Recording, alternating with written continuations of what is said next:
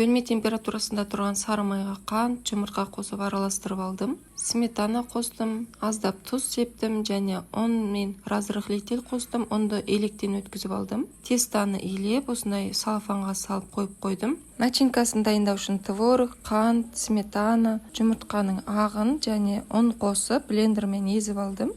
Қоюлығы осындай болды. Осымен начинка дайын. Тестаны аздап ұн себе отырып, кішкене қалыңдау етіп жайып алдым және осындай домалақ формаларға келтіріп кесіп алдым. Начинканы арасына салып, екі шетінен ғана бастырып жауып шықтым. Бетіне жаңағы қалған жұмыртқаның сарысын жақтым. Алдын ала қыздырылған духовкада 180 градуста 25 минутта пісіп шықты. Осымен сочники дайын болды. Өте жұмсақ, осындай дәмді болып пісті. Жасап көруге кеңес беремін. Егер де осы рецепт ұнаса, лайк, комментарий қалдырып өзіңізге сақтап алыңыз. Сонымен қатар Яндекс.Еда қосымшасының жаңа промокодын жазып өтейін. Осы промокодты қолдану арқылы кез келген тағамды жарты бағасына тапсырыс бере аласыз.